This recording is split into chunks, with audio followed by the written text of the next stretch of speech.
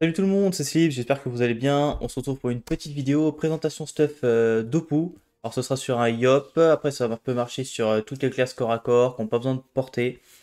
Là, je vais vous faire une petite présentation du stuff, des jets, dans quelle situation ça peut être joué globalement, et après on ira faire juste un petit coup au putsch pour voir à peu près les tours qu'on peut faire avec un IOP. Alors on va commencer par le stuff. Alors un petit casque Dryguff, avec un petit peu d'Overvita. Hop, voilà. On est en petit dragger pour choper des résistances. Je voulais un stuff de pou vraiment bien tanky. Après, j'ai pris une petite parure du vautour, qui est incontournable en mode Dopu. Genre, c'est trop fort. 62 pouces, c'est insane. Le petit PM qui carry, il y a des petits 13, etc. Le G est pas incroyable, mais j'ai vraiment mes Dopu. J'ai un petit pourcent résistance, ça fait le taf. Petite Sainte-Urgence qu'on a vu récemment. Alors, j'ai aussi j'ai plutôt correct. J'ai tous mes Dopu, la Vita, la Force, c'est super. Manque trois petits dommages, mais bon, vu que je suis vraiment en mode Dopu, j'ai même pas un élément, bah, j'ai un petit peu de force, mais je suis pas en mode genre Air Dopu, comme un mode qui passe beaucoup récemment, je suis vraiment en mode Tanky Dopu. Petite botte Triton, hop, ça fait aussi le taf, j'ai des petits pourcents feu, parce que sur le stuff, il manque quelques petites résistances feu. Enfin, il manque. Vraiment pour chipoter, pour monter au-dessus des 40%. Une petite botte Triton. La du Ravageur, bon, je l'ai vraiment eu femme à la Wall Again Beast to Fly, vraiment. Vu que je peux sacrifier les dos R, les critiques, je m'en fous. J'ai essayé d'avoir le minimum de fuite, au moins les résistances, esquive PM, Dopo, mais je peux vraiment faire mieux, mais j'avoue que j'ai pas eu le courage. C'était le dernier item du stuff, j'étais un peu en mode bon allez c'est bon, j'ai envie de jouer quoi. En bouclier, j'ai un petit précieux, pareil, il manque un Dopo, ça me gêne, mais hormis ça, franchement ça va, ça fait le taf, ça permet d'être vraiment bien tanky en corps à corps.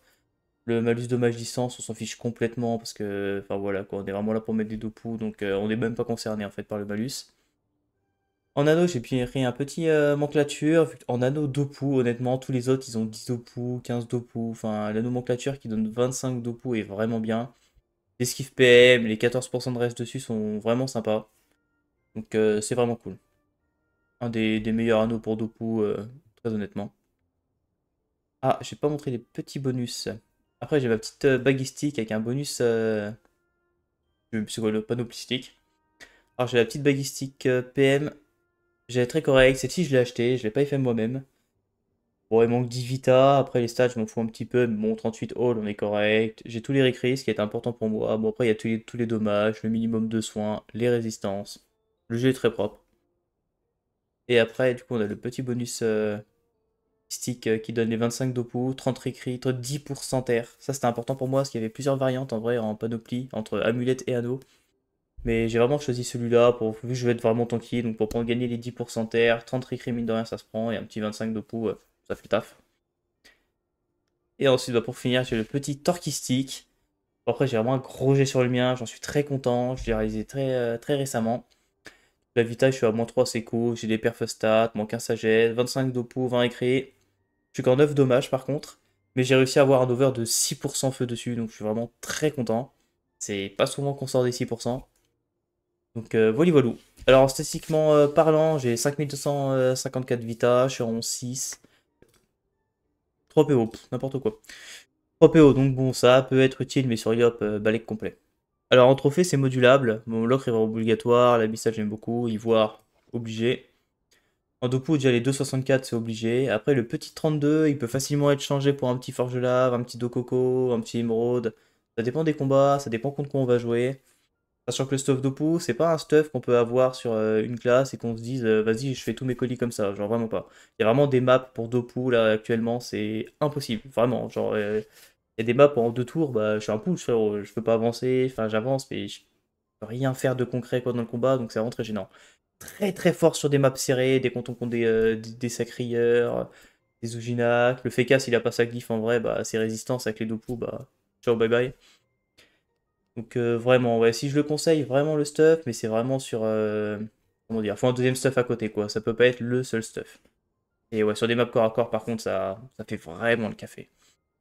Vertex secondaire, on a un petit peu d'esquive PM, 60, c'est clairement pas incroyable. Mais on a la place de pouvoir mettre un trophée si on veut. Sachant qu'en plus, on a qu'un petit bonus panneau, on peut se permettre de mettre le gros trophée sans malus. Ça, c'est pas mal.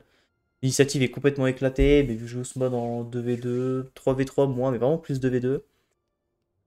Je m'en fous complètement de commencer premier. C'est pas comme avec un héliotrope. J'ai vraiment envie d'avoir le premier tour pour pouvoir dire je shot les portails, etc. Avec le Yop, je m'en fiche complètement. Peut-être que ça peut gêner certaines personnes. Après, au pire, en double bonus, c'est le bonus. Ah, je sais plus c'est lequel, il donne 1000 initiatives. Je sais plus si c'est du cœur vaillant ou autre. Je sais plus. Mais il y a une petite variante, je sais, où on peut gagner 1000 d'initiative. Bon, c'est pas insane non plus, mais ça fait dépasser les 2000. Avec les stats qui sont un peu plus élevées. Ça peut se faire, en petite variante. En Dopu, je suis à 512. Alors, il m'en manque quelques-uns, évidemment. Il m'en manque 2 ici, un ici. Il manque 3 Dopu. Tout le reste, je suis perf. Donc, en soi, on est à 515 Dopu. Très correct. Franchement, ça tape vraiment suffisamment. Je vais pas me plaindre sur ça. Et en résistance, ce que je visais surtout. Alors, je suis à 24% de 46 terre, 41 feu, 41 eau et 42 air avec les 150 réécrits. 150 réécrits grâce au tatouf que j'ai oublié de mentionner mais qui a été un petit peu obvious. Plus sachant qu'on a les 15% de mêlée vu qu'on joue en bouclier précieux. On va se faire un petit putsch pour montrer un petit peu les dégâts du Dopu. Mais oui, parce que je vois que sur chaque vidéo, j'ai un petit voile blanc qui est dérangeant, honnêtement, ça me fait chier de vous faire des vidéos comme ça. Du coup, ouais, je vais acheter le petit logiciel de montage, au moins pour sortir de meilleure qualité. Je serai toujours pas un as du montage, hein, malheureusement. Ça, je peux pas vous le vendre. Mais les vidéos seront de meilleure qualité, ça c'est sûr. Du coup, alors généralement, quand on est T1, vu qu'on est loin et tout, on peut clairement mettre nos petites vertus et tout sur les alliés, ça fait plaisir.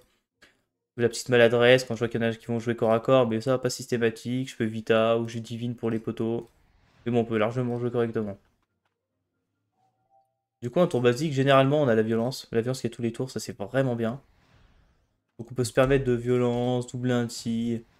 Même sans la libé, on est déjà là, quoi. On met déjà un petit 1004 assez facilement. On a le petit coup pour coup qui peut carry à 347, la petite libération. Ça se fait vraiment facilement, on fait vraiment des bons dégâts. Personnellement, bah, vu que je joue ce mode sur les petites maps, je joue agitation. De pouvoir se balader comme ça en étant attaquable pour seulement 2 PA, c'est vraiment cool. Parce que le bon à 5 PA, des fois il nerf quoi. Parce que quand je suis loin, j'aime bien pouvoir agitation. Vindict qui carry, c'est vraiment cool. Un petit Vindict. Et après, bah, je compte juste mes PA quoi. Quand j'ai pas la libé, je peux me permettre de faire une pression, juste double un T. Ou je fais double un T coup pour coup. Il y a la violence, il y a la précis.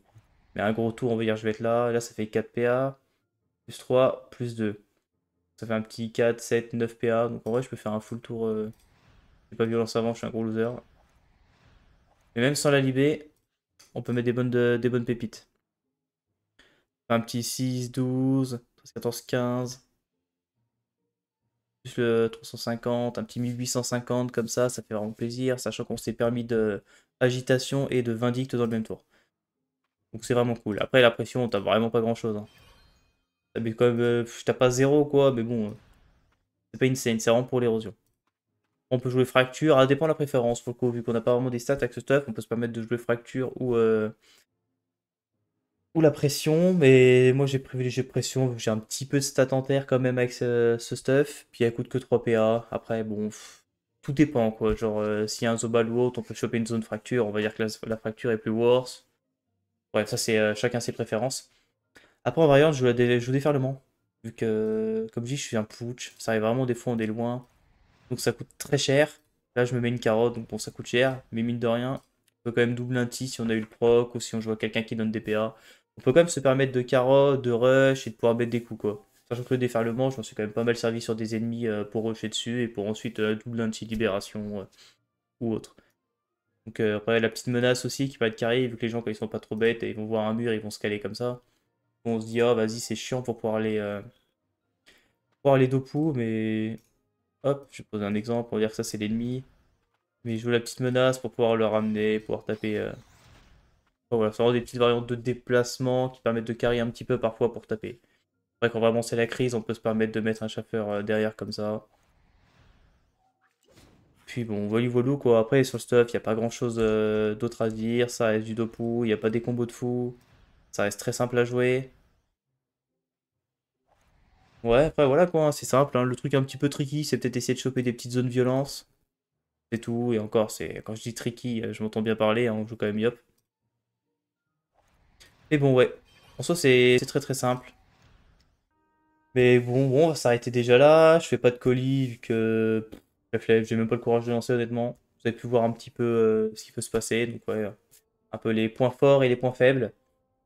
Alors j'espère que la vidéo vous aura plu. Ça a été assez rapide, mais j'ai pas envie de passer beaucoup trop de temps. Et vu Donc j'espère que vous avez passé un bon moment et sur ce, je vous dis à la prochaine vidéo. Bye.